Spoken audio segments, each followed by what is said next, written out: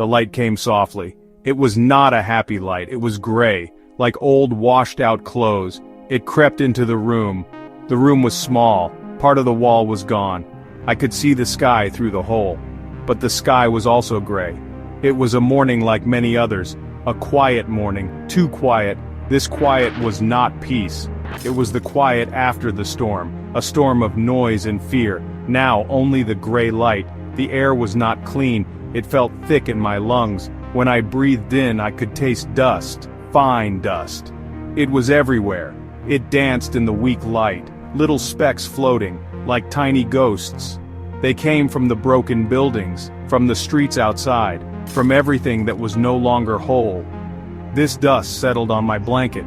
It settled on my face. It was a constant companion in this changed world.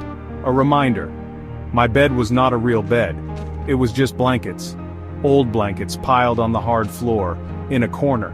It was not comfortable. My bones always felt stiff in the morning, but it was a place to lie down, a place to close my eyes. In the dark sometimes I could pretend, just for a little while. Then the morning would come, with its gray light and its dust, and the pretending would stop. I moved slowly, very slowly. My body was tired, even after sleep, or what passed for sleep. Every muscle seemed to ache. I sat up carefully. The floor was cold. I put my feet down. The cold went up my legs. It was a sharp feeling. It told me I was awake. It told me the day had started. Another day. I did not rush. There was nowhere to rush to.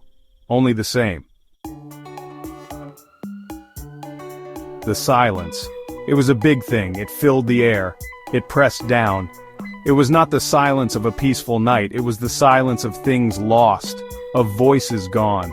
Sometimes I thought I could hear the echoes of shouts, the echoes of loud bangs, the echoes of running feet, but now, only this heavy quiet.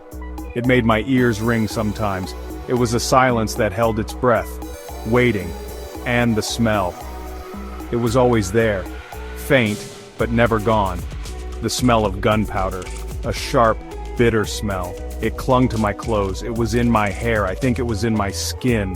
Even when the wind blew, it did not take the smell away.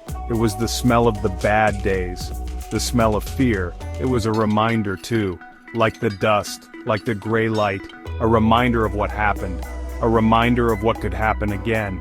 Sometimes if I listened very hard, I could hear small sounds. A piece of rubble falling from a distant building.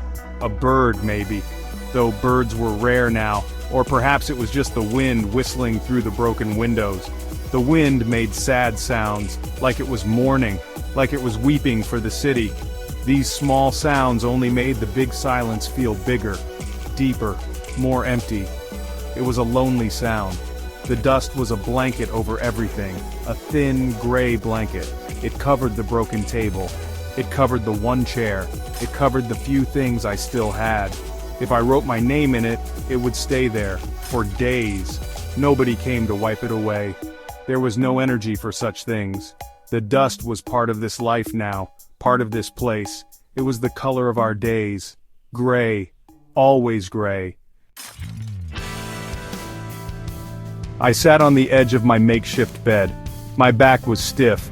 I stretched a little, my joints cracked. Small, dry sounds in the big silence. I looked around the small space. This was my home now. Not a home with laughter, not a home with warm lights, but a shelter, a place to be, away from the worst of the outside. I held on to that thought. It was something. Not much, but something. There was a window, or what was left of it. Most of the glass was gone. Sharp edges pointed inwards like broken teeth. A piece of board covered some of the hole, but there was a gap. Through this gap I could see a small piece of the world outside. It was not a pretty view, but it was a view. It told me the world was still there, even if it was broken. The sunlight tried to push through. It was pale, weak, not strong and golden like I remembered. It touched the tops of the ruined buildings across the way. Buildings with no roofs. Buildings with black holes where windows used to be. They looked like tired old men, slumping, waiting to fall. But the light, even weak light, it was a sign that the night had passed, that a new day had begun. These broken buildings, They were like skeletons, standing against the gray sky. Some leaned on each other, as if for support, as if they were too tired to stand alone. Once they were full of life, full of people, full of stories. Now, they were just shells, empty, cold. But they were still standing, stubborn, like the people who were left. We were all a bit like those buildings, damaged, but still here. I had a small old stove. It used very little fuel. I was careful with the fuel, it was precious. I heated some water. The water was not very clean, but it was all I had. I put some dark powder into it, coffee, or something like coffee. It was bitter, but it was hot. The smell of it filled my small corner. It was a different smell, not gunpowder, not dust. It was a small good smell. I poured the hot liquid into a tin cup. The cup was old. It had many dents. It was not a pretty cup, but it was warm in my hands. The metal grew hot quickly. I held it with both hands. The warmth spread to my fingers. My fingers were often cold. This warmth felt good. It felt real. In a world where so many things felt unreal, this simple warmth was a comfort. A small, small comfort. The coffee tasted bitter, very bitter, but it was hot. It went down my throat. It warmed me from the inside. It helped to wake me up. It helped to push away the sleepiness and the bad dreams that sometimes came with sleep. I sipped it slowly, making it last. Each sip was a small victory, a small moment of being alive, of feeling something other than fear or sadness. It was a small anchor. In the quiet of the gray morning I sat, with my tin cup, with my bitter coffee. The world outside was chaos. It was broken. It was dangerous.